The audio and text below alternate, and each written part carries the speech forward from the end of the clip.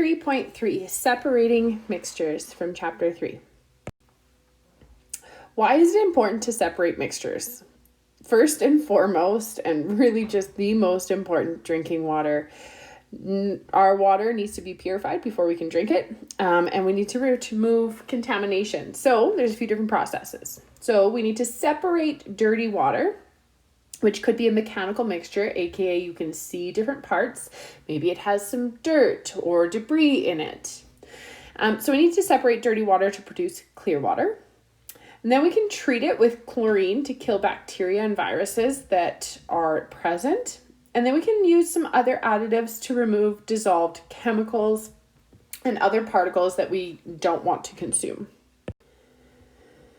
So how could you use a funnel, sand, gravel, and a piece of fabric to filter pond water? And would this be enough to feel safe drinking that water? I want you to think about it for a while here. Maybe do some Googling on how you could build a simple filter out of these items to filter pond water. One way we can separate mixtures is evaporation. We can use evaporation to collect the solute dissolved in a solution. So the solute is, in this case, for salt water, would be the salt. Typically, of course, it is dissolved and floating around. As our water level decreases, because it's evaporated, it becomes more and more concentrated because there's more particles in a smaller amount of volume. When all of the water evaporates out, we are just left with solid salt at the bottom. We can speed up evaporation by using a flame. Purifying water. One of the ways that we purify water is to add alum to water to collect bacteria, viruses, and small dirt particles. These particles stick to alum, becoming very heavy and sink to the bottom of whatever tank they're using where they can be removed. So alum, again, is kind of a bigger particle, but it is dissolved to begin with. And then any viruses or bacteria or small dirt particles that are floating around in our water, maybe dissolved in our water, get stuck to it. And because now there's lots of extras, it becomes heavy and it will typically sink to the bottom. We can also use charcoal filters to remove impurities. This is one of the big ones for backpacking and outdoors trips. They'll typically use a charcoal filter. And then they add chlorine to kill bacteria. If you're outdoors, often iodine tablets are used to kill bacteria as well. But on a larger scale, in a more commercial setting, they'll use chlorine. If you'd like to watch this video on why alum is added to water, head to my original slides on our Unit A homepage. So don't click the drop-down menu and you'll be able to find all of my original slides there.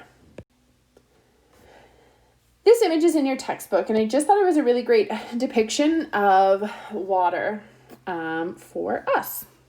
So we take in water from a freshwater source, so not a salt water source like the ocean. And in step 1, alum surrounds dirt particles in the same way that soap surrounds dirt particles in the laundry. The dirt particles get heavy, and they will sink to the bottom. So we've added this alum along the way. It goes through and we collect the alum particles in these settling tanks. So we let them fall to the bottom and the water continues on its little journey. Filters then remove any solid particles.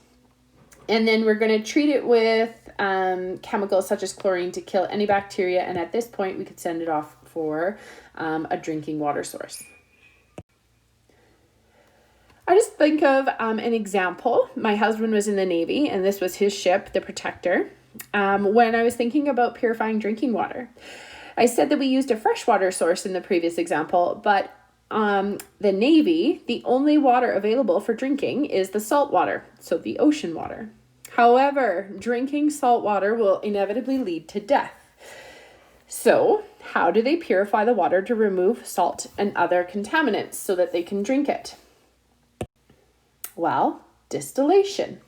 Water is boiled and the steam is collected. As the steam cools, it condenses to form pure water. Anything that was dissolved in the water, like salt, bacteria, etc., is left behind. So we have this container, it's salt water, but it's also got some other things that could be harmful. So we heat it up and it starts to steam. What they do is they collect this steam and they condense it. So they cool it down again, maybe put some ice on it. And it will drip back out and become pure water. As this occurs, of course, our water level is going to go down here. But when it does, all of these particles are still here. They cannot turn into steam with the water. So the water that we get out on the other side is pure. There are no particles of salt or the bacteria. And so they can use that as drinking water. Because the Protector was a steamship, this was an easy system to install, and it worked fairly well to get pure drinking water for them.